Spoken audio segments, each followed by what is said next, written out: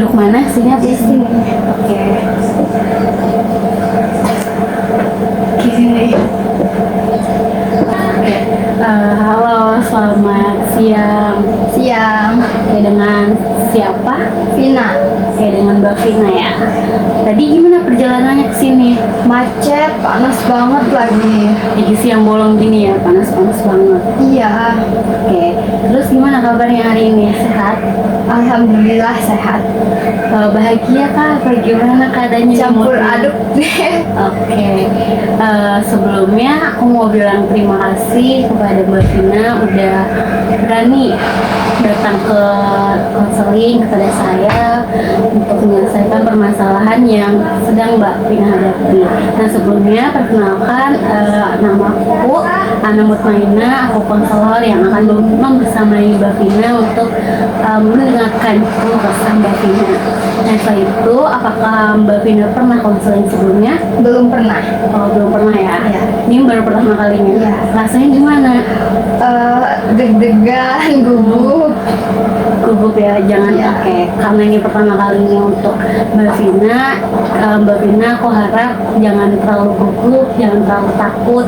Karena di dalam konseling ini, semua permasalahan yang Mbak Vina ceritakan kepada saya, informasi apapun yang Mbak Vina ceritakan kepada saya, akan tetap di saya gitu, tidak akan disebarluaskan kepada siapapun, kecuali itu Mbak Vina menyetujuinya. Nah, selain itu, aku juga berharap bahwa Mbak Vina selama konseling itu terbuka untuk menceritakan apa permasalahan Mbak Vina agar nanti saya bisa mengetahui kondisi yang sebenarnya gitu. Dan selain itu, aku juga minta dan berharap Mbak Vina untuk ikut aktif gitu dalam proses konseling ini. Oke, Bu. Oke. Sebelumnya karena konseling ini tuh relatif cukup lama ya, sekitar bisa memakan waktu 2 jam atau 3 jaman. Apakah Mbak Vina lagi terburu-buru? Enggak. Oke, kan kalau misalnya emang nanti ada kepentingan yang mendesak, Mbak Vina bisa kita hentikan dulu konselingnya. Nanti kita akan jadwalkan terlebih dahulu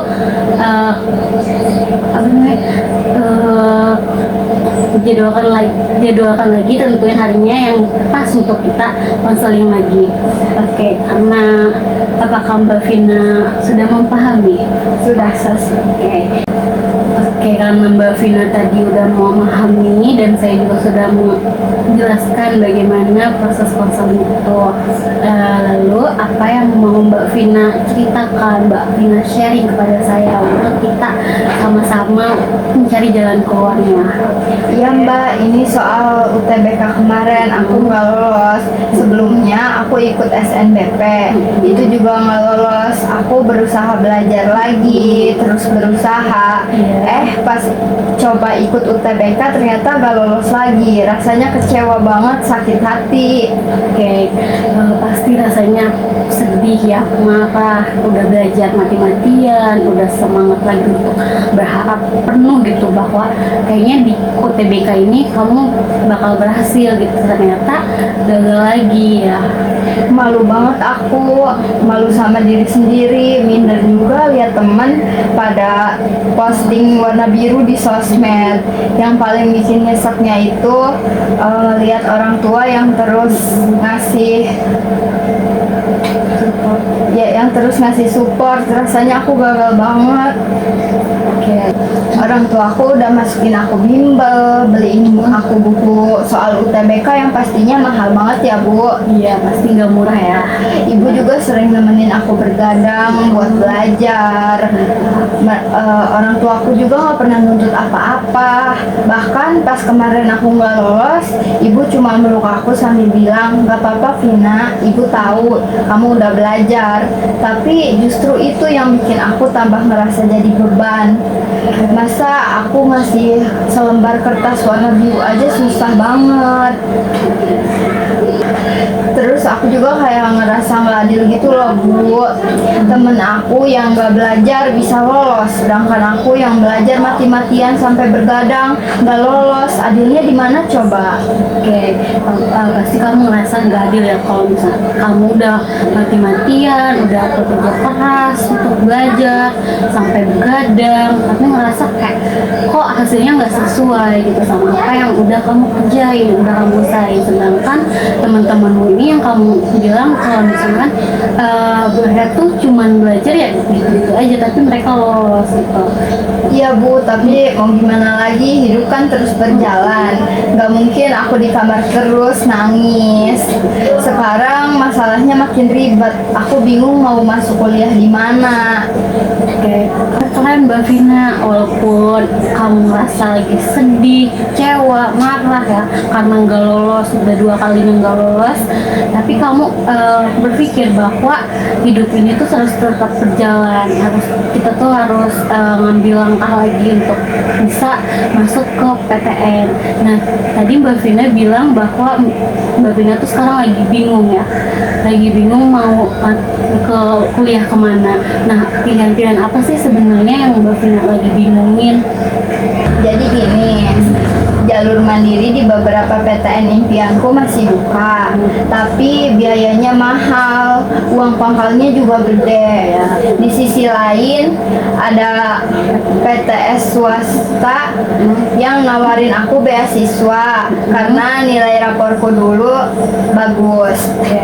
Tapi kalau masuk swasta gimana gitu rasanya? Oke, berarti pilihan kamu tuh sekarang lagi bingung antara kamu coba lagi masuk PTN dengan jalur mandiri atau keterima atau langsung ke PTS dengan beasiswa tersebut ya. Terus tadi kamu bilang juga bahwa kamu tuh merasa kayak ada yang ganjel ya, bingung tuh kalau misalnya masuk PTN ke PTS. Emang ada apa sih? Emang sudut pandang kamu tuh tentang kampus swasta tuh emang apa? Sebenarnya ini tuh soal gengsi. Keluarga aku, sepupu-sepupu aku semuanya pada masuk PTN ternama. Kalau lagi kumpul keluarga juga, pembahasan kuliah nggak pernah terlewat. Aku takut kalau masuk PTS, aku dianggap sebelah mata atau dianggap produk gagal. Oke, berarti sekarang ketakutan kamu tuh takut dinilai negatif ya sama keluarga besarmu. Kamu merasa kalau misalnya harga diri kamu sekarang tuh ditentuin sama nama besar kampusmu nanti ya. Iya, kalau aku ngikutin egois aku kasihan sama ayah dan ibu. Pasti mereka harus nyari uang pinjaman ke sana ke sini atau bahkan nguras tabungan masa tua mereka demi gengsi aku. Aku nggak mau demi nama PTN ngorbanin ayah dan ibu aku. Ketakutan terbesarku kalau masuk jalur mandiri itu, gimana kalau gagal lagi? Uang pendaftaran angus, harapan ayah dan ibu aku jatuh lagi, dan aku pastinya lebih hancur. Oke, berarti kalau misalnya kamu milih untuk kamu coba lagi untuk masuk PTN dengan jalur mandiri, kamu rasa takut gagal lagi ya, takut kecewa lagi ya, dan makin hancur gitu. Bener banget, aku nggak tahu bakal kuat atau enggak kalau harus ngeliat warna merah yang ketiga kalinya. Tapi kalau langsung nyerah dan masuk PTS tanpa nyoba jalur mandiri, aku takut nyesel seumur hidup, takut kepikiran setiap malam. Coba aja aku masuk mandiri. Oke, berarti sekarang kamu tuh lagi bingung nih di mana pilihan mana yang harus kamu ambil. Kamu kalau misalnya kalau misalnya kamu nyoba lagi masuk PTN dan jalur mandiri, kamu takut merasa gagal lagi, merasa takut uang yang keluarin tuh sia-sia dan kamu takut nggak siap gitu ya untuk kegagalan lagi. Tapi di sisi lain kamu juga masih penasaran gitu. Dan tapi di sisi lain kalau misalnya ngambil swasta, kamu rasa oke, aman, finansial aman, masuk kuliah juga pasti karena kamu udah ada tawaran beasiswa ya. Bu Ana, aku boleh nanya nggak? Tanya apa tuh? Boleh banget. Gimana pandangan Bu Ana kalau Bu Ana ada di posisi orang tuaku? Pilihan mana yang bagus? Oke, aku ngerti banget sih Mbak Vina, posisi kamu sekarang rasanya capek banget ya. Kamu merasa biar orang lain aja deh yang milih biar beres gitu ya kan. Tapi perlu ketahui gitu, perlu Mbak Vina sadar bahwa ini tuh jalan Mbak Vina, hidup Mbak Vina, masa depan Mbak Vina. Aku di sini tuh bukan nyari yang mana yang benar, mana yang salah, tapi aku di sini untuk ngurain benang kusut dan sampai nemu jalan yang paling tenang dan paling realistis gitu. Nah, setelah kita udah bedah satu-satu, tadi kamu udah ngungkapin apa ketakutan kamu, sebenarnya apa sih yang pengen kamu ambil gitu, yang kamu angkahin sebenarnya?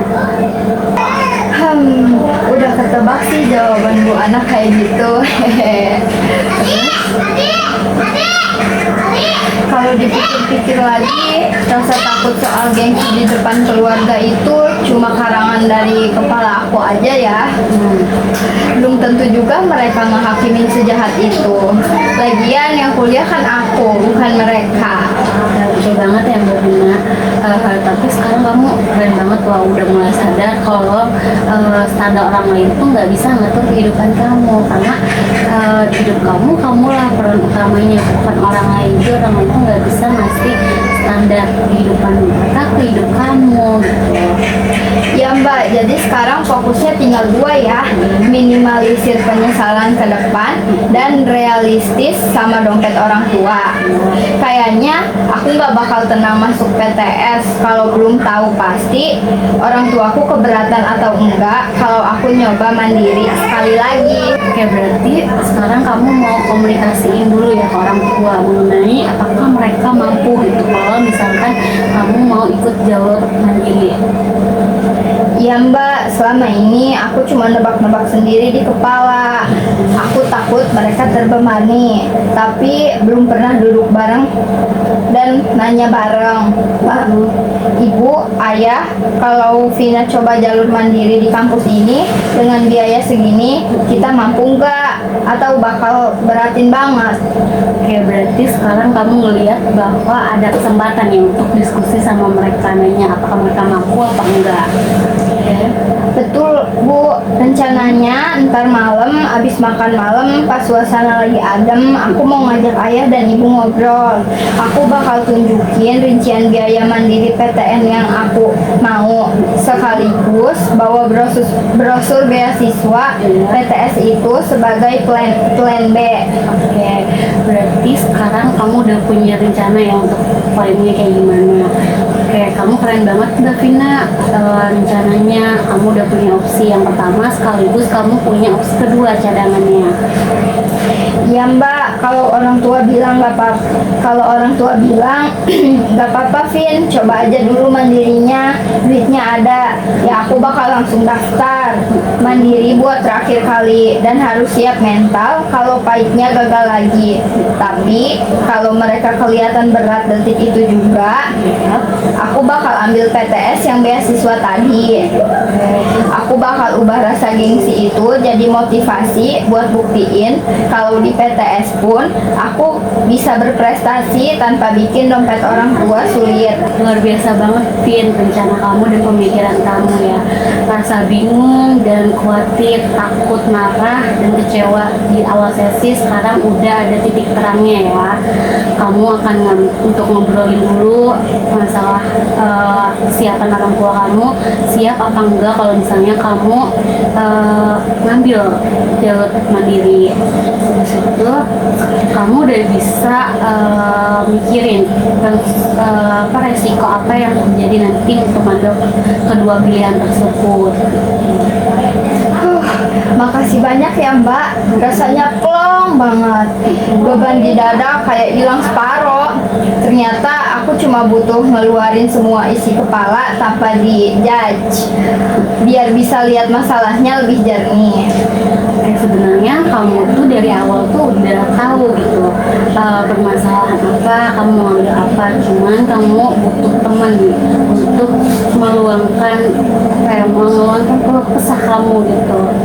Oke, karena apakah ada yang masih mau disampaikan, Davina? Udah. Oke, udah ngerasa plong ya. Oke, sebelum diakhiri sesi konselingnya, aku mau menanyakan untuk mau validasi apa sih dari pembahasan kita dari tadi gitu. Kayak pembahasan tadi itu kita membahas kamu tuh dari awal bilang kalau kamu tuh bingung, kamu kecewa, kamu marah karena udah gagal kedua kali dan bingung mau ngambil PTN atau PTS. Sedangkan kemampuan orang tua tuh nggak tahu gitu mampu apa enggak kalau misalnya kamu ngambil mandiri dulu, dan akhirnya kamu ambil keputusan kalau untuk diskusikan terlebih dahulu ke orang tua apakah orang tua kamu tuh mampu apa tidak. Kalau misalnya memang mampu, kamu coba, dan kamu juga harus siapin mental kamu kalau misalnya memang tidak keterima lagi, dan kamu udah di selain itu kamu juga punya opsi untuk masuk PTS. Apakah betul seperti itu? Iya Mbak, betul. Karena kamu sudah udah tahu mau seperti apa, dan kamu juga tidak ada lagi keluhan, kita tutup akhir konseling ini. Kalau misalkan nanti ada keluhan atau ada permasalahan lagi yang rasanya kamu sulit untuk ternyata aku masih bingung nih untuk ngambil jalannya kayak gimana, kamu bisa datang lagi, kita jadwalkan kembali konselingnya. Iya Mbak, makasih banyak ya buat waktunya. Sekarang aku ngerasa jauh lebih siap buat ntar malam. Oke, sama-sama Mbak Vina. Oke, sama-sama. Oke Mbak, yuk silahkan.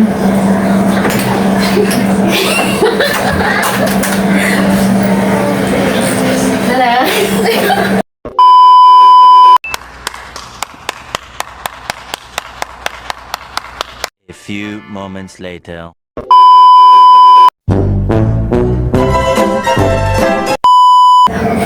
Belum saya anjir.